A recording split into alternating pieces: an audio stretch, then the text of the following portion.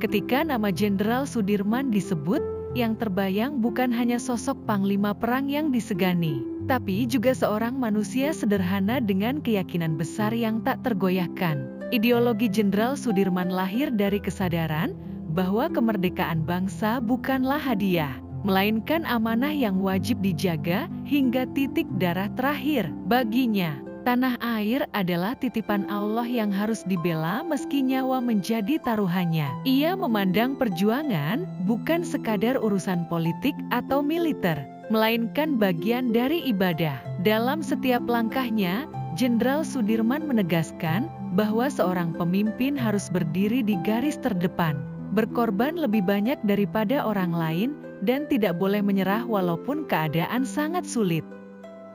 Latar belakang kehidupan Jenderal Sudirman membentuk ideologi yang kuat. Ia lahir dari keluarga sederhana, dibesarkan dalam pendidikan agama, dan ditempa dengan nilai kesederhanaan. Dari kecil ia belajar tentang kesabaran, ketulusan, serta tanggung jawab. Ideologi yang ia anut bukan hasil bacaan teori politik barat, melainkan tumbuh dari akar budaya bangsa dan ajaran agama. Saat dewasa, ia menjadi guru dan aktif di organisasi keagamaan, yang semakin mengokohkan keyakinan bahwa perjuangan sejati berawal dari hati yang bersih. Ketika kelak ia dipercaya menjadi panglima besar, nilai-nilai itu membentuk sikapnya, tidak mementingkan kepentingan pribadi, tidak mencari jabatan, dan hanya mengabdi demi bangsa dan agama.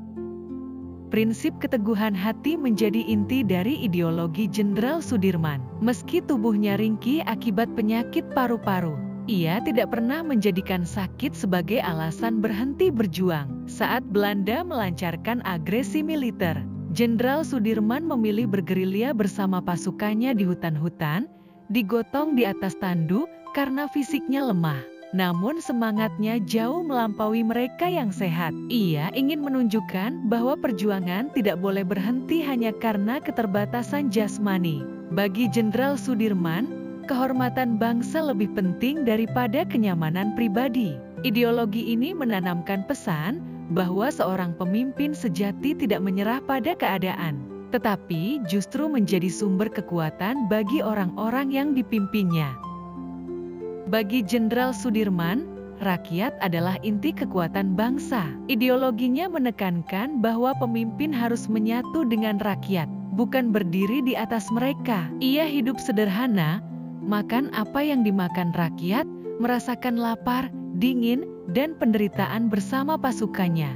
Inilah yang membuat rakyat begitu mencintainya. Jenderal Sudirman percaya bahwa senjata dan taktik tidak akan berarti tanpa dukungan rakyat. Persatuan dan kepercayaan rakyatlah yang menjadi benteng sejati bangsa. Karena itu, ia selalu menjaga hubungan dengan rakyat, menolak hidup berlebihan, dan menanamkan teladan bahwa perjuangan sejati hanya akan berhasil jika pemimpin dan rakyat saling mempercayai dan menguatkan.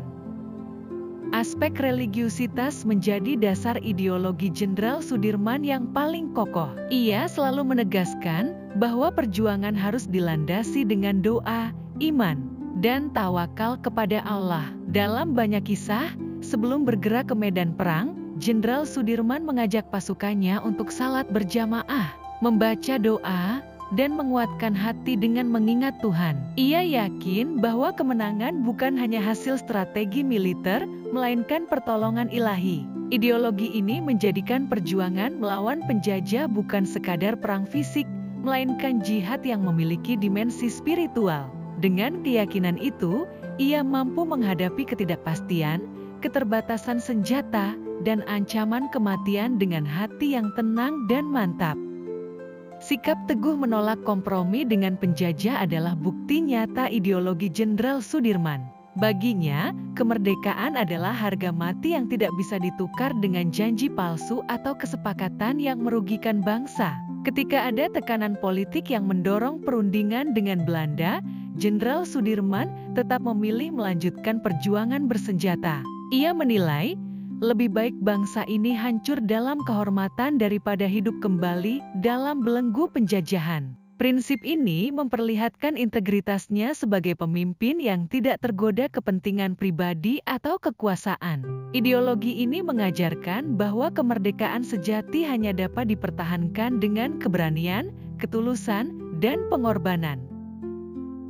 Warisan ideologi Jenderal Sudirman tetap relevan hingga hari ini. Ia mengajarkan bahwa iman harus menjadi dasar perjuangan, bahwa seorang pemimpin sejati harus berkorban lebih banyak daripada yang dipimpinnya, dan bahwa persatuan rakyat adalah kekuatan terbesar bangsa. Di era modern, kita mungkin tidak lagi berjuang dengan senjata di hutan, tetapi tantangan menjaga kejujuran, menegakkan keadilan, dan merawat persatuan bangsa tetap sama pentingnya. Jenderal Sudirman memberi teladan bahwa perjuangan bukan hanya soal menang atau kalah, melainkan soal menjaga kehormatan dan amanah. Walau raganya telah tiada, ideologinya terus hidup sebagai cahaya yang membimbing bangsa Indonesia.